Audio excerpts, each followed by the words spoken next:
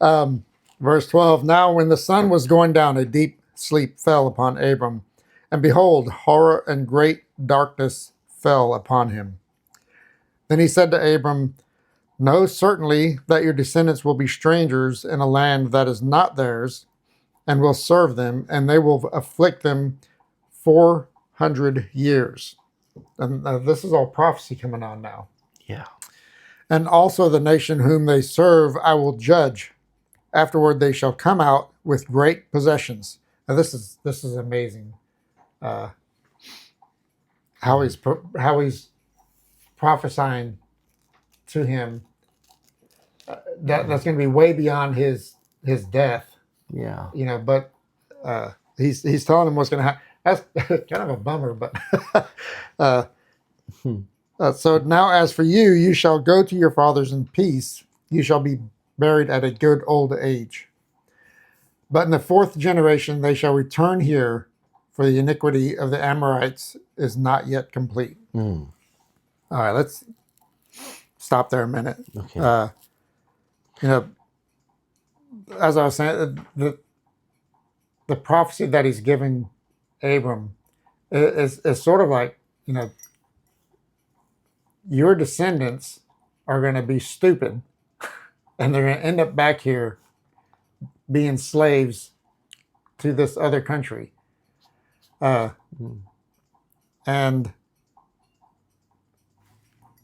of course, we know the story, but and I don't want to go further than that.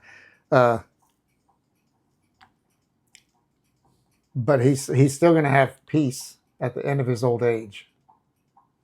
Abram will. He said, you shall go to your fathers in peace. Yeah. And you'll be buried at good old age.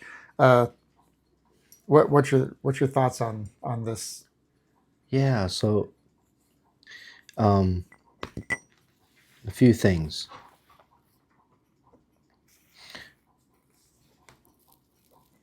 Abraham's talking about earlier. We saw him talking about, what you gonna give me? Mm-hmm. There's nothing left that I want other than one thing.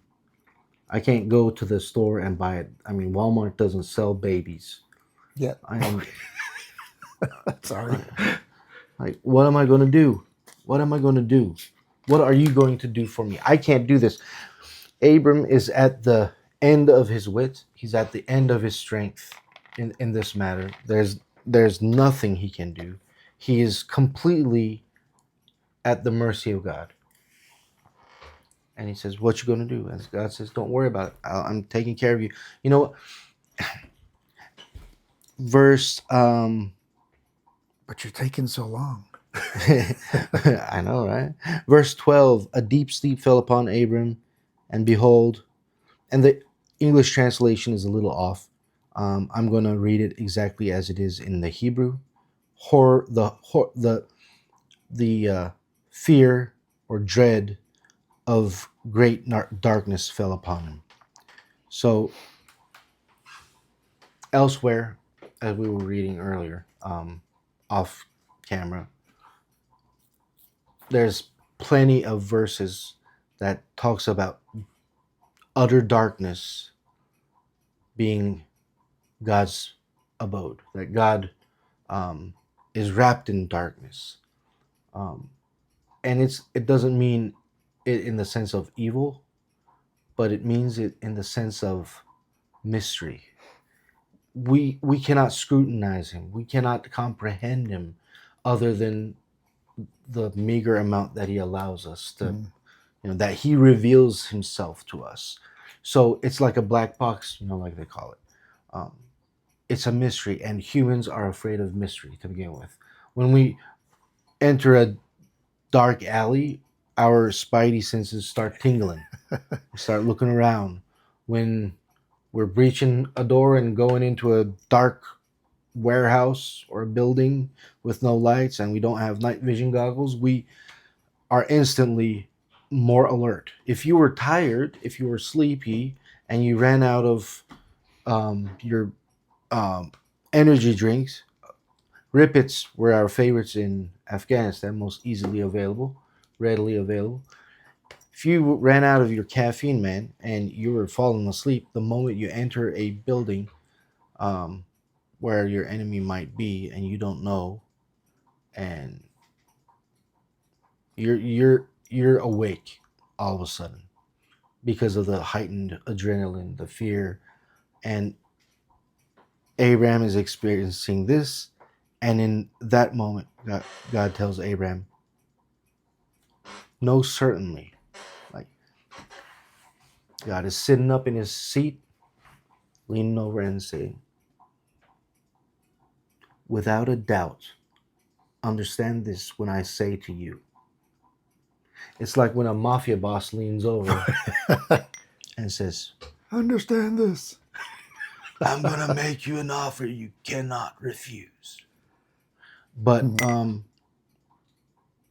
and he tells him exactly, "Look, I understand that you're frustrated with how long it's been taken. You still don't have a kid. I've promised you, and it's the only thing you want. I get it, and in due time, it's gonna happen. I promise you." And of course, we haven't gone down to 17 yet, verse 17. We stopped right at 16. Mm-hmm. But as we continue reading this and explaining this, remember that a covenant is a contract. A contract is only a contract if there's um, demands of and promised rewards to both sides. You pay me this, and I will do this job for you.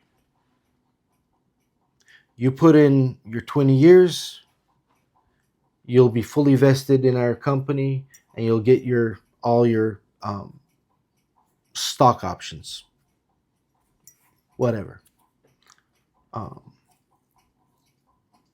but this is interesting because this covenant has only promises from one side to the other. God is promising him, guess what? You will have that many children,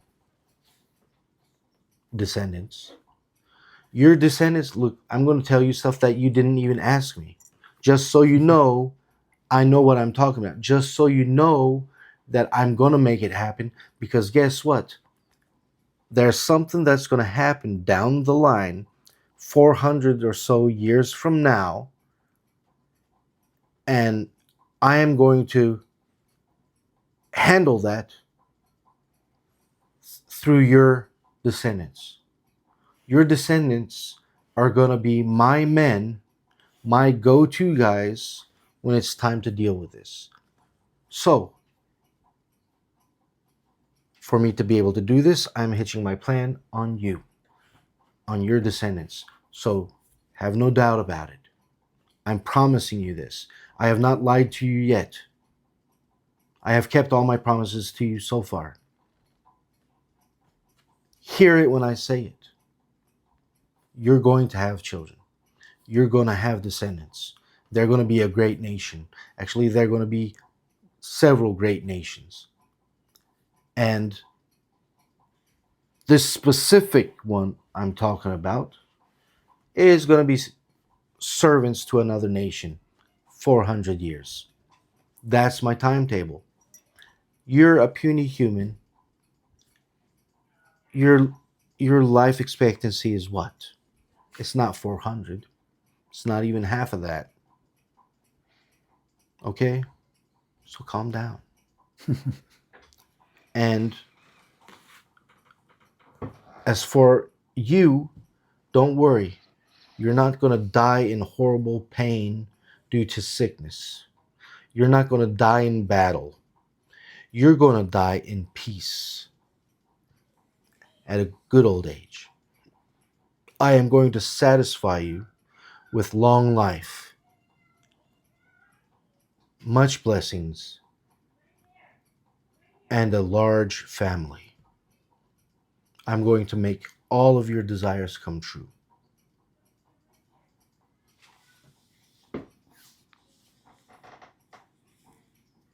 And he explains also why he has to wait. His descendants have to wait 400 years before they come out of slavery and come back into the promised land. It's because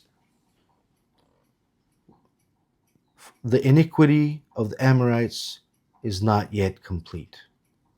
So God is showing his patience also, like towards us. The Amorites were a disgusting people. They practiced slavery, incest, um, temple prostitution, and homosexuality, and um,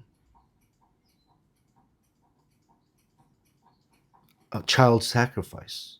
They burned their children alive to the god that they worshipped, the god Molech. And this is before they went off the deep end. They're still in sin. They're still idolaters. They're still doing whatever they're doing at the time, but they haven't gone fully off the deep end yet. And God is saying, I promised this land to you, but I can't let you possess it until these people are dispossessed. And the only reason I'm going to fully dispossess them is because they are going to become irredeemable. They're going to reject my grace. They're going to reject my offer to repent and turn around and come back to me 4 generations deep from now. And then I'm going to say, your time is up. And I'm going to bring their end at the hand of your descendants. So I can't make my promises happen any faster than I'm making them happen, because I know what's going to happen with these people, and your descendants' future is tied in with their descendants' demise. So you're just going to have to wait. Trust in my goodness. Trust in my love. God doesn't tell any of us as much as he's told Abraham. So we end up having to take God at his word, and with much lesser detail in our lives. So we can learn from Abraham and God's response to Abraham. Trust in God. He has never lied. He's not going to start today. He has never failed. He's not going to start with you. In Jeremiah, he says, and it's in the context of Israel and Israel's national events, but he says, I know the plans that I have for you.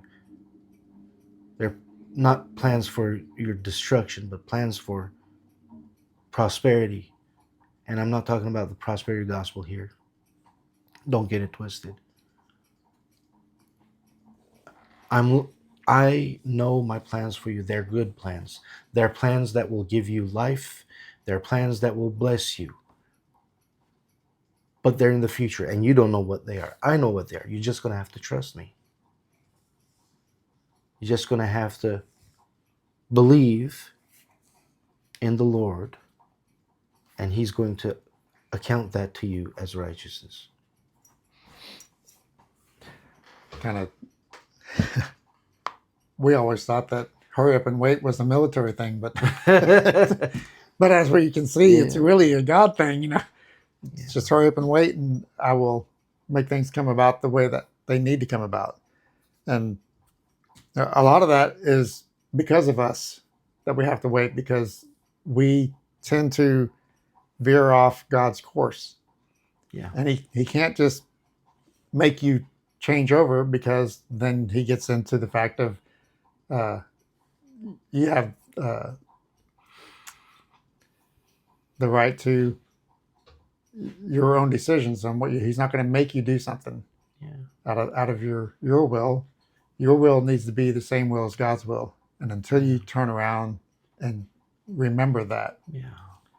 And because, even it shows right here, because they get off course, it cost them 400 years to get back on course. Yeah. And we see that throughout the whole uh, Old Testament. How many times they've gotten off course, and then they blame God, for all this calamity, but it's because of their own selfishness.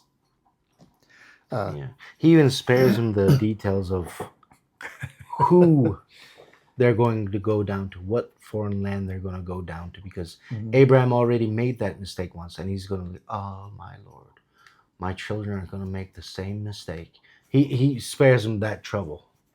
He doesn't tell them everything.